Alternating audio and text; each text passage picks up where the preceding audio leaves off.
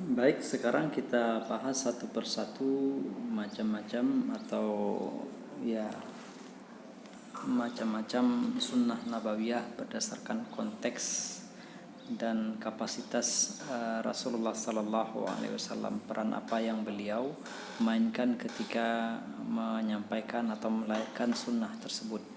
Yang pertama, tasarruf maqtu'un bikaunihi sadara minhu bimuqtadal hukmi wassiyasah. Aktivitas yang bisa dipastikan dilakukan oleh Rasulullah sallallahu alaihi wasallam dalam kapasitas beliau sebagai pemimpin umat, sebagai kepala pemerintahan, bimuqtadal hukmi wassiyasah, atas dasar tuntutan al-hukum pemerintahan dan politik. Mithlu iqta'il aradi wa iqamatil hudud wa qiyadatil juyushi wa qismati al-ghanaimi wa tawzi' amwali baitil mal. Contohnya adalah pembagian tanah, kemudian melaksanakan hudud, mengeksekusi orang-orang yang terbukti melakukan pelanggaran dengan eksekusi hudud, wa qiyadatil juyush, memimpin pasukan atau menyatakan perang, wa qismati al-ghanaim, membagi harta rampasan perang, tauzi' amwali baitil mal fil masalih, dan membelanjakan harta negara, kas negara, baitul mal, untuk kepentingan umat.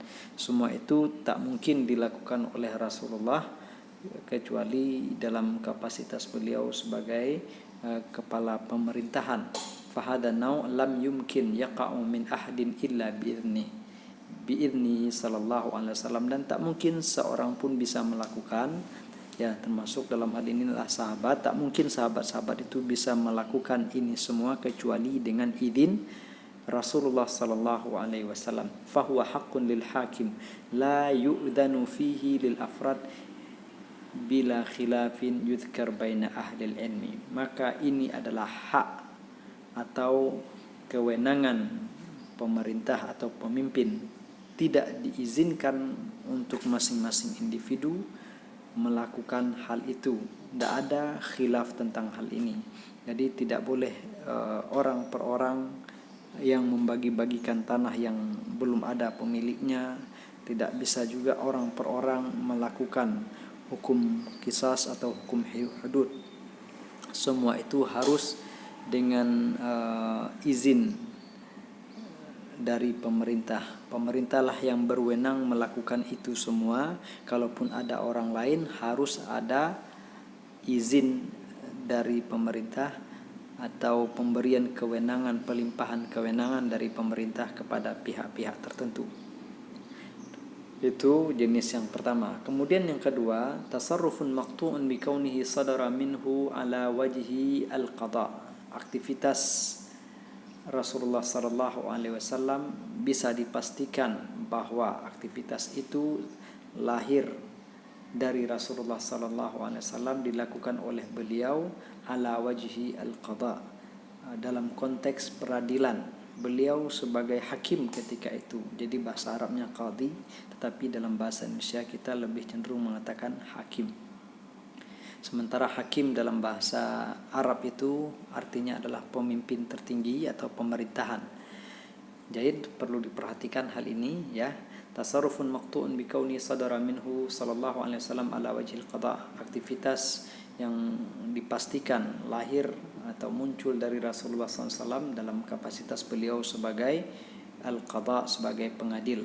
Contohnya ilzamud duyun wa taslim al-huquq wa faskhin nikah al-ankihah.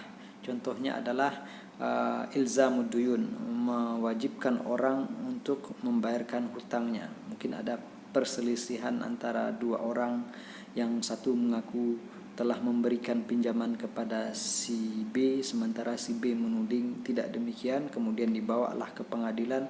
Pengadilanlah yang bisa memutuskan, dan itu berkekuatan hukum, sifatnya memaksa.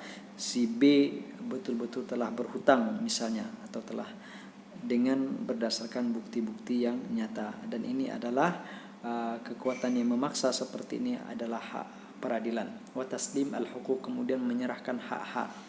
Ya tentu ini dalam masalah-masalah yang dipersengketakan siapa yang berhak di sini, maka yang berhak memutuskannya adalah al-qadhi atau hakim tadi. Wa faskhi al-ankihah, atau membatalkan pernikahan. Nah, walaupun misalnya ada pernikahan yang bermasalah, maka yang berhak memutuskan pernikahan itu telah batal adalah pengadilan atau hakim. Dalam bahasa Arabnya al-qadi, bahasa kita adalah hakim. Hakimlah yang akan memutuskan pembatalan suatu pernikahan. Tidak boleh orang sembarang orang. فهذا النوع لم يكن يقع من النبي صلى الله عليه وسلم إلا بحكم القضاء وما كان يجرع عليه أحد بغير إذنه dan فهو حق للقاضي لا يؤذن فيه إلا لمن كانت له ولاية قضاء بلا خلاف يذكر عن أهل العلم. Contoh seperti ini tak mungkin terjadi pada Rasulullah, tak mungkin dilakukan oleh Nabi Muhammad SAW kecuali dalam kapasitas beliau sebagai al-qadi, sebagai pengadil. Tidak seorang pun berani melakukannya kecuali dengan izin Rasulullah SAW. Ada hakim-hakim di kalangan sahabat itu setelah mereka ditunjuk dan diperintahkan oleh Rasulullah SAW, tentunya ketika beliau masih hidup. Kemudian ini menjadi hak al-qadi, menjadi hak pengadil, menjadi hak hakim. Tidak boleh sembarang orang yang melakukannya kecuali memang mereka yang telah memiliki kewenangan untuk mengadili, dan tidak ada perbedaan pendapat di kalangan ulama tentang hal ini. Itu yang kedua. Kemudian yang ketiga, jenis tasarruf nabawi tadi, jenis sunnah nabawiyah dilihat dari konteks peran yang melekat pada Rasulullah SAW yang tiga tadi, ya. Maka jenis yang ketiga, tasarrufun maqtu'un bi kaunihi sadara minhu sallallahu alaihi wasallam ala wajhil ifta' wa bayani syara'i' li umumil ummah. Tasarruf, aktivitas yang dipastikan dilakukan oleh Rasulullah sallallahu alaihi wasallam itu berdasarkan peran beliau sebagai rasul, yaitu dalam rangka al-ifta', memberikan fatwa dan menjelaskan hukum-hukum syariat kepada seluruh umat. Contohnya bayani ahkamil ibadat ka salati wa siyam wa manasikil hajj. Contohnya adalah penjelasan tentang hukum-hukum ibadat, apakah itu salat, puasa atau manasik haji. Maka sunnah yang seperti ini bersifat umum dan menjadi hak setiap individu untuk melaksanakannya. La yatawaqqaf imtithaluhu ala idzni hakimin. Tidak diperlukan dalam hal ini izin dari pemerintah. Wala qada wala qadin, juga tidak dibutuhkan izin, rekomendasi dari peradilan maupun hakim. Wa huwal aslul ghalib fima sadara anin nabi sallallahu alaihi wasallam minas sunan, dan ini adalah sifat mayoritas dari sunnah-sunnah yang diriwayatkan atau yang bersumber dari Rasulullah sallallahu alaihi wasallam. Ya, semua aktivitas Rasulullah, aktivitas kenabian beliau umumnya adalah dalam rangka fatwa.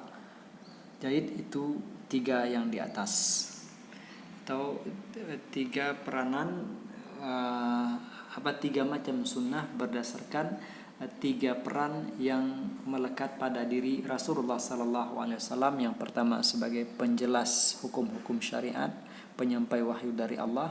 Kemudian yang kedua sebagai pengadil, sebagai hakim, dan yang ketiga sebagai kepala pemerintahan. Ya.